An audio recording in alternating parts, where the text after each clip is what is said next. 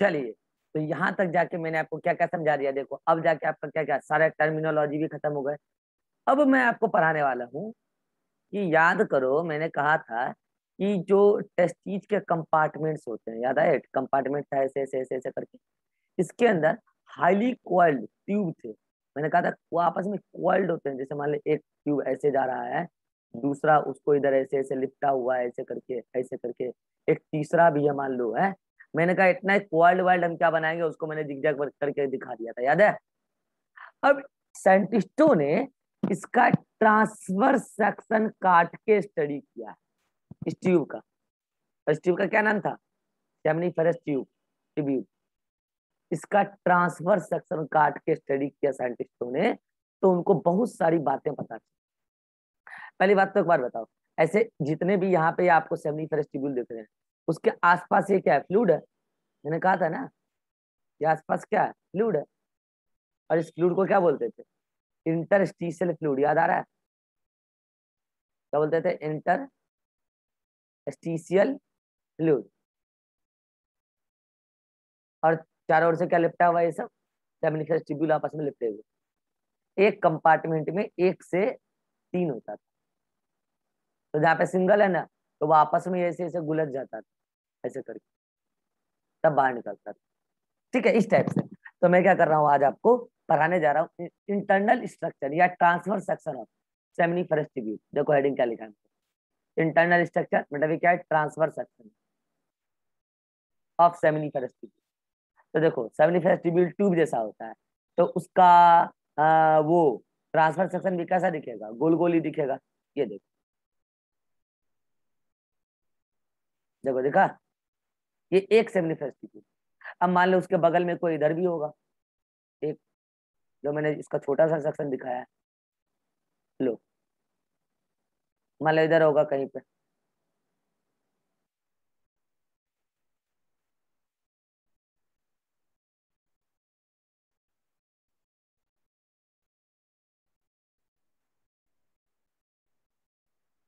ये पूरा नहीं दिखेगा सेक्शन में।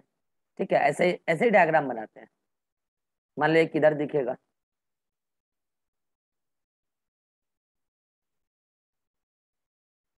ठीक है। एक ही डायग्राम में तो सभी के सभी सेक्शन कंप्लीट नहीं दिख सकते हैं, इसलिए इसको ऐसे अधूरा करके बुक बनाती है। समझ में आया? चलो, एक तो पूरा दिख रहा है आपको। अब समझो, ये तो मोटी मोटी सी दीवार आपको काली काली सी लग रही है ना, ये कनेक्टिव टिश्यू की बनी हुई लेयर होती है। किसकी लेयर होती है? कनेक्टिव टिश्यू की बनी हुई लेयर है। इसका नाम जानना चाहोगे? इसका नाम है ट्यूनिका। ट्यूनिका मतलब कवड़ी। Tunica propria. क्या नाम है? Tunica propria. किस चीज का बना हुआ है? White fibrous connective tissue. अब देखो यहाँ पे भी कनेक्टिव टिश्यू है, white fibrous connective tissue, seminiferous tubule के बाहर भी ट्यूनिका प्रोप्रिया बन गया। अब ट्यूनिका प्रोप्रिया के अंदर बहुत सारे क्या रखे होते हैं? Germ cell. क्या रखे होते हैं? Germ cell. ये देखो, देखो दिख रहा है? Germ cell. ये है जर्म सेल, ये है जर्म सेल। लेकिन क्यूब जैसे है ना, क्यूब देखो, क्यूब बन गया, क्यूब, एक क्यूब, दूसरा क्यूब, क्यूबॉइडल जर्म सेल। लेकिन इसी में से कुछ सेल क्या हो जाते हैं? काफी लंबे लंबे हो जाते हैं। ये वाले देखो, देखा? कुछ सेल क्या हो गए? काफी लंबे हो गए। क्यों हो गए लंबे? अभी आपको हम बताएंगे, रुक जाओ। कुछ सेल तो क्या हो गए? काफी लंबे हो गए, देख रहे हो? और उसके बीच बीच में क्या लगा हुआ है? वही छोटा छोटा क्यूबॉइडल जर्म सेल। ये देखो,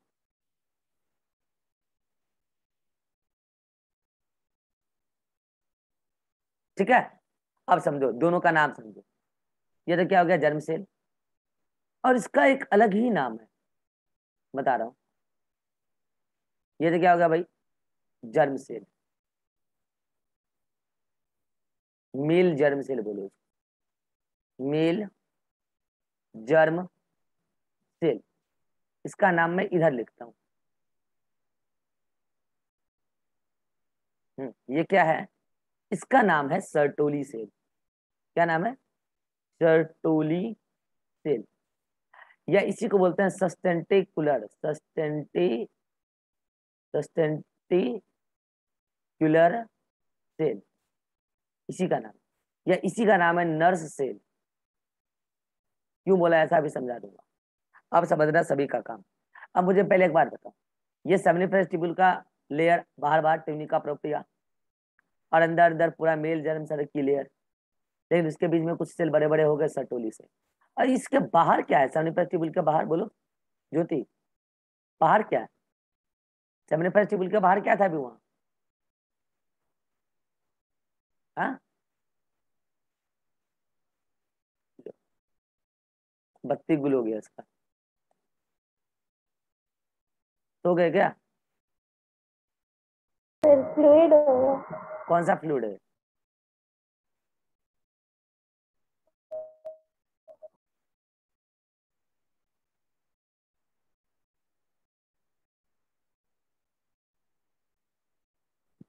इंटरस्टिशियल फ्लूइड है, ठीक है। ध्यान बढ़ाओ क्लास में, कंसंट्रेशन, कंसंट्रेशन नहीं होता आपका क्लास में। ये इंटरस्टिशियल फ्लूइड है, अरे भाई अभी जस्ट बताए, देखो ना, इंटरस्टिशियल फ्लूइड है, ठीक है। चलिए, अब देखो क्या होता है। होता ये है कि जो ये जो आपको दिख रहा है कौन, नर्स से, इसके बाहर यहाँ पे ब्लड कैपिलरी वगैरह है, देखना ध्यान से, टेस्टिस, ये सेमिनिफरस ट्यूब्यूल। अब मुझे बताओ, ये सेमिनिफरस ट्यूब्यूल कहाँ है? यहाँ पे है ना, यहाँ पे, इस कंपार्टमेंट में। बताओ, इस कंपार्टमेंट को यहाँ से ब्लड कैपिलरी वगैरह इसको ऐसे ऐसे लाइन किया है, लाइन अप किया है ना। तो मुझे बताओ, ये सर्टोली सेल क्या करती है, उस ब्लड कैपिलरी से, ये आपस में इधर ब्लड कैपिलरी उसके बगल से गुजर रहा है, ये सर्टोली सेल क्या करती है, उस ब्लड कैपिलरी से न्यूट्रिएंट को ले लेती है। क्या ले लेती है? न्यूट्रिएंट को ले ली और अपने पास रख लेती है, न्यूट्रिएंट को, ये भी ऐसे ले ली, ठीक है। अब समझना ध्यान से, ये मेल जर्म सेल को क्या करती है, ये सर्टोली सर्टोली सेल देती है न्यूट्रिएंट। क्या देती है? न्यूट्रिएंट। देखना ध्यान से, ये male germ cell diploid cell है, कैसा है, 2n है, तो चाहे तो ये भी डायरेक्ट ले ले, लेकिन इसकी तो साइज छोटी है, लेकिन सर्टोली सेल बहुत बड़ी है, तो इसने अपने इधर न्यूट्रिएंट लेकर भर के रख लिया। अगर ये जर्म सेल खुद लेना चाहे तो खुद भी ले लो, लो। अब क्या होता है, मेल जर्म सेल, ये जो आपको दिख रहा है, इसी का नाम स्पर्मेटोगोनिया है। इसका नाम क्या है? स्पर्मेटोगोनिया। स्पर्मेटोगोनिया कर जाता है डिवाइड। क्या कर जाता है? डिवाइड। तो लो, एक बड़ा सेल बना, तो स्पर्मेटोगोनिया डिवाइड करके बड़ा सेल बना, वो अगेन स्पर्मेटोगोनिया नया वाला बना। अब क्या होता है, ये सर्टोली सेल, ये देख रहे हो, सर्टोली सेल से न्यूट्रिएंट लिया और साइज में थोड़े बड़े हो गए, तो बन जाता है प्राइमरी, बन जाता है प्राइमरी स्पर्मेटोसाइट। क्या बन जाता है? Primary spermatocyte. अब प्राइमरी स्पर्मेटोसाइट कर देता है मियोसिस 1 कंप्लीट, और मियोसिस 1 से बनते हैं दो को छोटे छोटे से सेल, सेकेंडरी स्पर्मेटोसाइट। तो प्राइमरी स्पर्मेटोसाइट से क्या बना? Secondary spermatocyte. अब क्या होता है, सेकेंडरी स्पर्मेटोसाइट आगे चल के करता है क्या, जैसे देखो, एक स्पर्मेटोगोनिया था, उससे बने एक प्राइमरी स्पर्मेटोसाइट, ठीक है। एक प्राइमरी स्पर्मेटोसाइट से बने दो सेकेंडरी स्पर्मेटोसाइट। अब दोनों सेकेंडरी स्पर्मेटोसाइट क्या करता है, मियोसिस करता है 2, और उससे क्या बन जाते हैं यहाँ पे? 4, 4 स्पर्मेटिड। क्या बनता है? 4 स्पर्मेटिड।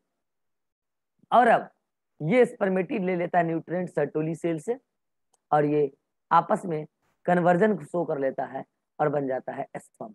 ये अभी मैं डिटेल में नहीं पढ़ा रहा हूँ, बस एक शॉर्ट व्यू बता रहा हूँ स्पर्मेटोजेनेसिस का। क्या बन जाता है? स्पर्म। तो स्पर्म भी कितने बने? 4।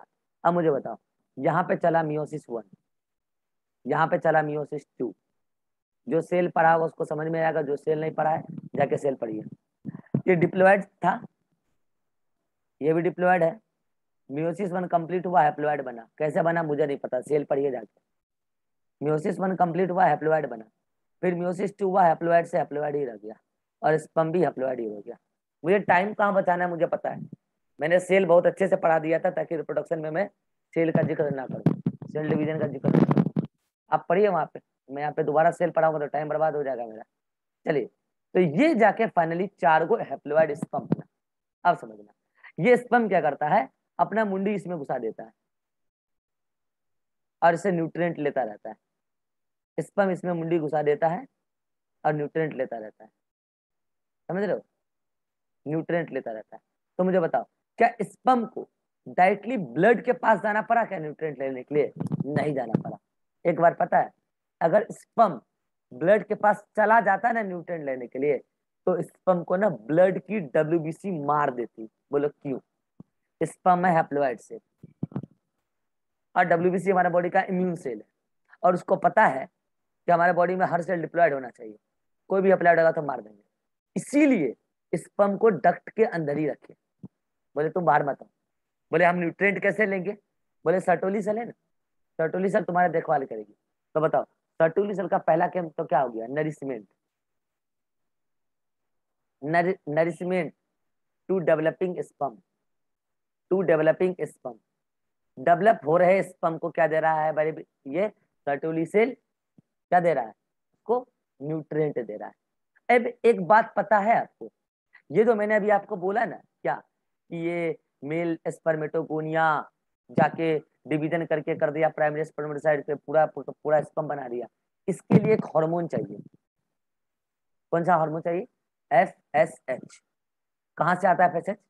एंटीरियर पिट्यूटरी से, ब्लड के माध्यम से आएगा, इसको मिल जाएगा। लो FSH, और ये फाइनली क्या बना दिया? स्पर्म। चलो ठीक है, स्पर्म बना दिया, लेकिन इसी दौरान सर्टोली सेल भी 3 हार्मोन रिलीज करती। 3 हार्मोन कौन कौन? सुनना, एक इनहिबिन, एक एंड्रोजन बाइंडिंग प्रोटीन, और एक एंटी मुलेरियन हार्मोन। तीनों का रोल समझाते हैं। मैंने क्या बोला? FSH आया एंटीरियर पिट्यूटरी से, और फाइनली स्पर्म प्रोडक्शन स्टार्ट हो गया। मैं कह रहा हूं कि अगर कल को FSH बहुत ज्यादा आने लगे, तब तो स्पर्म बहुत ज्यादा बनने लगेगा, तो सर्टोली से हाथ खड़ा कर देगा। बोलेगा अरे भाई मैं इतने स्पर्म को न्यूट्रिएंट ना दे पाऊंगा, तो फिर इनहिबिन, सर्टोली सेल क्या करेगा? इनहिबिन रिलीज करेगा। क्या रिलीज करेगा? इनहिबिन। और ये इनहिबिन वो कहाँ रिलीज करेगा? ब्लड में। ब्लड में, बगल में ब्लड कैपिलरी है ना, ब्लड में। और ये इनहिबिन ब्लड के माध्यम से पहुंच जाएगा हमारे हाइपोथैलेमस में और एंटीरियर पिट्यूटरी में, और वहां से GnRH और FSH के सिक्रेशन को घटा देगा। तो बताओ, एक्सेस स्पर्मेटोजेनेसिस को रोकने के लिए क्या काम आया? इनहिबिन। इनहिबिन का रोल समझ में आ गया? चलो, अब क्या होता है? ABP, इसका नाम है androgen binding protein. Androgen binding protein, ये अंदर में जितने भी काम चल रहे हैं ना, इसके लिए टेस्टोस्टेरोन का होना भी जरूरी है। किसका होना जरूरी है? टेस्टोस्टेरोन। मगर टेस्टोस्टेरोन कौन रिलीज करता है पता है आपको? ये बाहर में कुछ सेल होते हैं इंटरस्टिशियल फ्लूइड में, ये ऐसे। इस सेल को लैडिंग ने ढूंढा था, इसलिए इसको बोलते हैं लैडिंग सेल। क्योंकि ये सेल इंटरस्टिशियल फ्लूइड में है, इसलिए इसका एक और नाम है interstitial fluid, sir interstitial cell. ठीक है, तो यही रिलीज करता है क्या? टेस्टोस्टेरोन। क्या बनाता है? टेस्टोस्टेरोन। बताओ, टेस्टोस्टेरोन क्या एंड्रोजन है कि नहीं है? तो एंड्रोजन तो कहाँ रिलीज हो रहा है? इस फ्लूइड में। एंड्रोजन तो कहाँ रिलीज हो रहा है? इस फ्लूइड में, यहाँ पे, यहाँ पे। ये मान लो एंड्रोजन है ये। मगर एंड्रोजन कहाँ चाहिए? इस स्टेमनिफरस ट्यूबुल के ल्यूमेन में अंदर। तो सर्टोली सेल क्या करता है उसको, मतलब कि सर्टोली सेल एक प्रोटीन यहाँ पे भेजता है। क्या भेजता है? प्रोटीन, प्रोटीन भेजता है, प्रोटीन। वो प्रोटीन क्या करता है? इस एंड्रोजन को बाइंड करता है, और बाइंड करके अंदर की तरफ आ जाता है, और वहां टेस्टोस्टेरोन का जो रोल था, वो टेस्टोस्टेरोन वहां पे रोल प्ले कर देता है। मैं बस इतना बताना चाह रहा हूं कि सर्टोली सेल एक प्रोटीनेसिस कंपाउंड रिलीज किया, एंड्रोजन बाइंडिंग प्रोटीन। उसने इस एंड्रोजन को एक जगह लाके इकट्ठा किया, इसलिए इसका नाम है एंड्रोजन बाइंडिंग प्रोटीन। कंसंट्रेट किया। ठीक है, चलो एक और रोल, एम्ब्रियोनिक कंडीशन में। हेलो, एम्ब्रियोनिक कंडीशन में याद है मुलेरियन डक्ट भी बनता है और वॉल्फेन डक्ट भी बनता है, लेकिन मेल में वॉल्फेन डक्ट ग्रो कर जाता है और मुलेरियन डक्ट रिग्रेट कर जाता है। मैंने कहा था इसके लिए एक हार्मोन आता है जिसका नाम है एंटी मुलेरियन हार्मोन, और पता है एम्ब्रियोनिक पीरियड में वो उस बच्चे का सर्टोली सेल ही रिलीज करता है। तो बताओ, सर्टोली सेल ने 3 चीज रिलीज किया, समझ में आया रोल उसका? एक इनहिबिन, एक एंड्रोजन बाइंडिंग प्रोटीन, और एक AMH। इनहिबिन का रोल है कि वो एक्सेस स्पर्मेटोजेनेसिस को, एक्सेस स्पर्म प्रोडक्शन को रोकेगा। कैसे? एफएसएच एक्सक्रीशन को घटाता। एंड्रोजन बाइंडिंग प्रोटीन का रोल है कि वो बाहर जो सेमिनिफेरस ट्यूब्यूल के बाहर जो लैरिंग सेल टेस्टोस्टेरोन रिलीज कर रहा है उसको एक जगह इकट्ठा करवाएगा। इसको मिटा दो नहीं तो बाद में तुम कंफ्यूज हो जाओगे कि सर उसके अंदर बना है। ठीक है।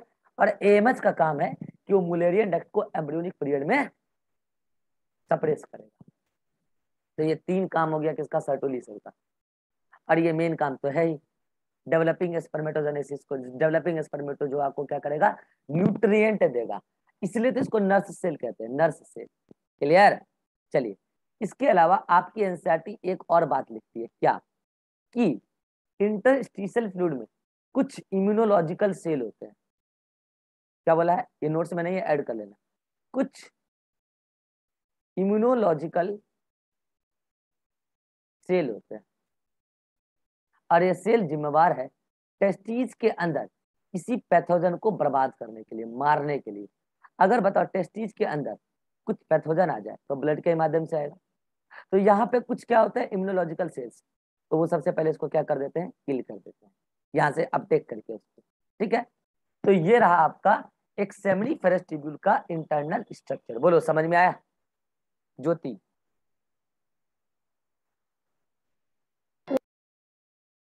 ज्योति, yes sir. Ribha, yes sir. चलिए अब आप क्या देखिए नोट्स में मैं आपको दिखा देता हूँ एवरीथिंग।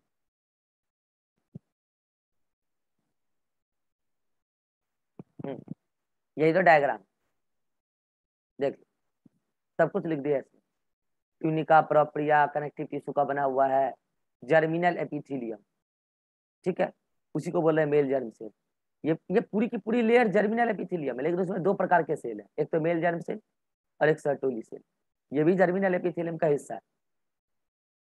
उसी को बोलते हैं स्पर्मेटोगोनिया, मेल जर्म सेल को बना प्राइमरी स्पर्मेटोसाइट, सेकेंडरी और स्पर्म। ठीक है। सर्टोली सेल का एक और नाम है क्या? सस्टेंटिकुलर सेल। क्या होता है लिख लेना। ठीक है। बाहर है लेडिंग सेल। लेडिंग सेल का एक और नाम है, क्या नाम है? Interstitial cell. इंटरस्टिशियल सेल क्या रिलीज करता है? टेस्टिस। अच्छा, इस फ्लूइड में एक और सेल है, कौन सा? Immunological cell. ऐड कर लेना, यहीं पे होते हैं इम्यूनोलॉजिकल सेल। ये यहाँ पे पैथोजन को मारते हैं। ठीक है। एक बार क्या कर लो आप, स्क्रीनशॉट ले लो जल्दी से, स्क्रीनशॉट ले लो। ले लिए? अब देखो यहाँ पे मेल जर्म सेल और सर्टोली सेल, इसका सारा फंक्शन मैंने यहाँ पे लिख दिया है, पढ़ लेना आप। ठीक है। चलो अब आप एक बात गौर करो, यहाँ पर ही ये वाला डायग्राम देखो, दिखा रहे हैं ये वाला डायग्राम। स्पर्म बना यहाँ पे और यहीं से वो ट्यूब के माध्यम से पहुंचा फाइनली वासा डिफरेंशिया। कहीं पे भी ब्लड के कांटेक्ट में नहीं आया, कहीं नहीं आया, कहीं पे भी। इसके अलावा स्पर्म वास डिफरेंस में आने के बाद, वहां के बाद भी ये वाला देखो पार्ट, स्पर्म वास डिफरेंस में आने के बाद भी डायरेक्ट निकल गया मेल बॉडी से बाहर, कहीं पे भी ब्लड के कांटेक्ट में नहीं आता। क्यों नहीं आता? समझ में आ रहा है? स्पर्म हमारे बॉडी का हैप्लोइड सेल है, पूरी तरीके से डक्ट में बहाया जा रहा है। स्पर्म हमारे बॉडी का हैप्लोइड सेल, अगर वो ब्लड के कांटेक्ट में आया तो डब्ल्यूबीसी उसको मार देगा, क्योंकि डब्ल्यूबीसी जानता है कि हैप्लोइड सेल हमारे बॉडी का नहीं होता है, हमारे बॉडी का सेल डिप्लॉयड होता है, इसीलिए उसको डक्ट में बहाते हैं, डक्ट में फ्लो कराते हैं। लेकिन कई बार क्या होता है ना कि ये इम्यूनोलॉजिकल सेल अभी जो बताए थे, कहाँ पे?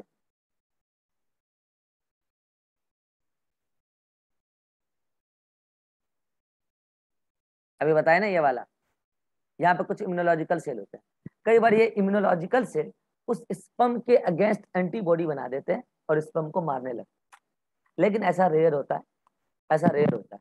ठीक है, ऐसा इन जनरल होता नहीं है, रेयर होता है ऐसा। तो ये आपसे कोई पूछेगा नहीं ऐसा क्यों होता है, कैसे होता है, कब होता है। बस मैंने बता दिया कि देखो, आपको अगर ये डाउट है कि सर स्पर्म तो हैप्लॉइड है, हमारे पूरे बॉडी का सेल डिप्लॉयड है, तो स्पर्म को हमारा डब्ल्यूबीसी मार क्यों नहीं देता? नहीं मार पाएगा ना, डब्ल्यूबीसी उसके कॉन्टेक्ट में आता ही नहीं है ना, स्पर्म डक्ट में बह रहा है। तो ये था आपका फाइनली मैंने आपको टेस्टिस तक का पूरा पोर्शन समाप्त कर दिया। अब देखो मैं आपको एक बार बात याद दिलाता हूँ, क्या क्या आपने पढ़ लिया। इसका स्क्रीनशॉट लेना, ले लो। चलिए देखो, हम लोगों ने मेल रिप्रोडक्टिव सिस्टम स्टार्ट किया था।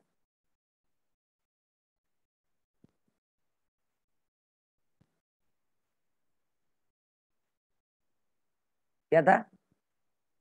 और मैंने कहा था इसमें कुछ कुछ टॉपिक्स हैं। क्या? One pair testis. फिर मैंने कहा था क्या? मेल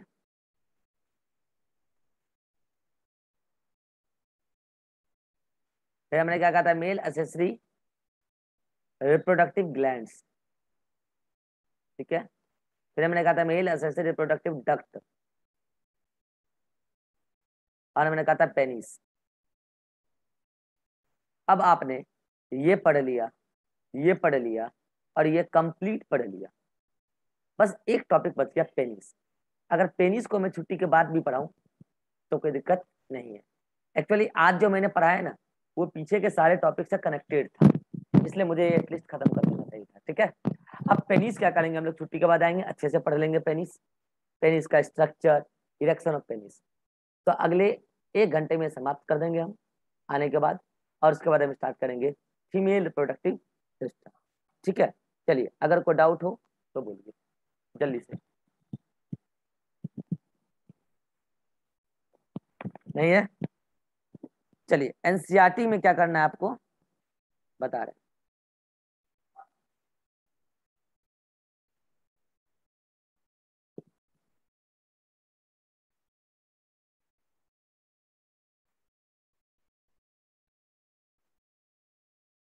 एनसीईआरटी पेज नंबर 42 से पेज नंबर 44 पर, 44 नहीं 43 तक।